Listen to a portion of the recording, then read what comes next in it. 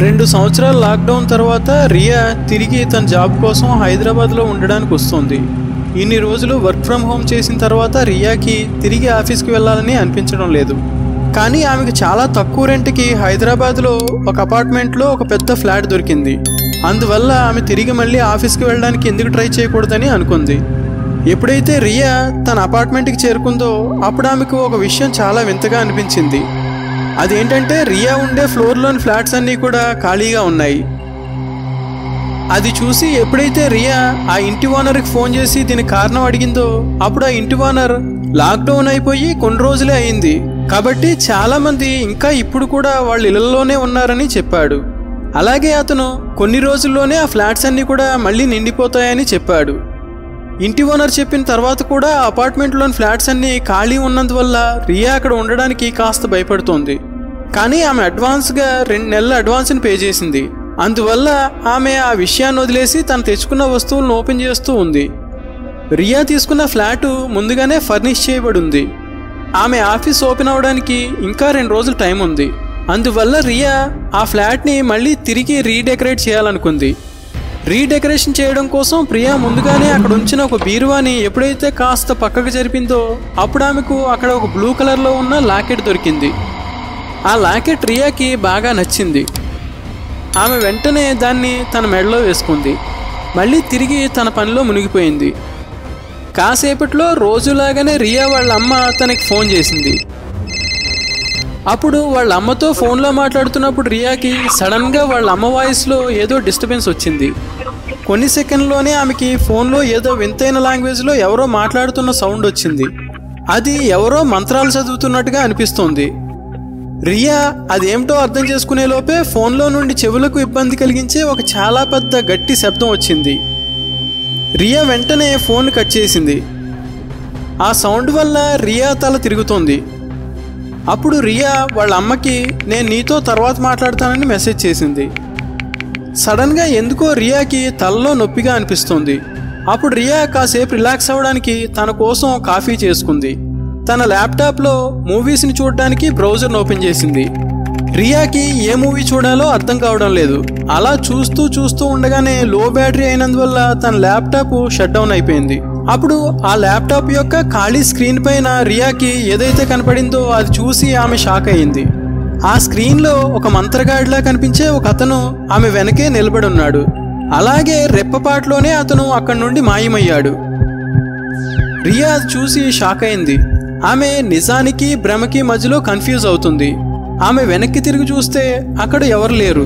రియాకి భయం వేస్తుంది. ఆమె ఇల్లు మొత్తం ఒకసారి తిరిగింది.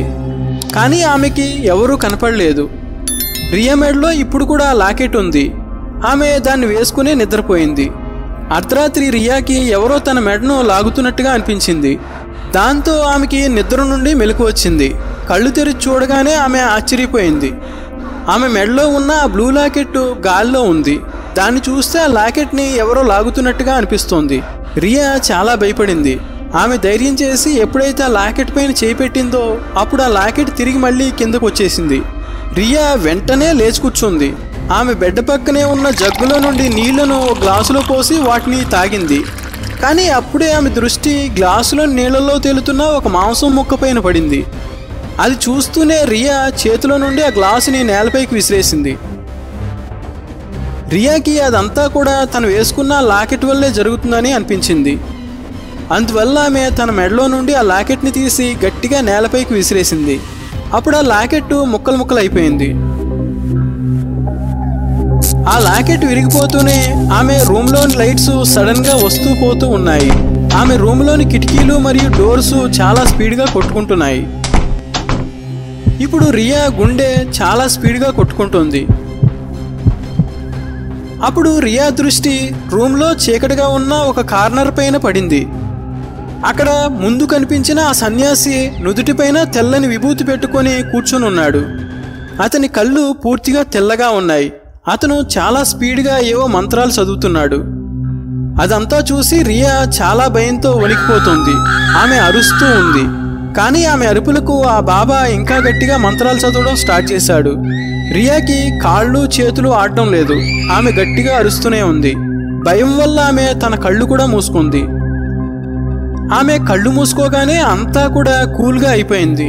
దాని తర్వాత ఎప్పుడైతే రియా తన కళ్ళు తెరిచిందో అప్పుడు ఆమె ఆ సన్యాసి సరిగ్గా ఆమెకు ఎదురుగా నిలబడి ఉండడం చూసింది. అతను నవ్వుతూ తన చేతిలో ఉన్న విభూతిని ఆమెకి ఇస్తున్నాడు.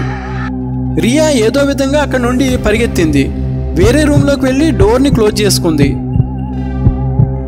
ఆమె నోరు ఎండిపోతుంది. అప్పుడే ఆమె దృష్టి తన మెడపైన పడింది.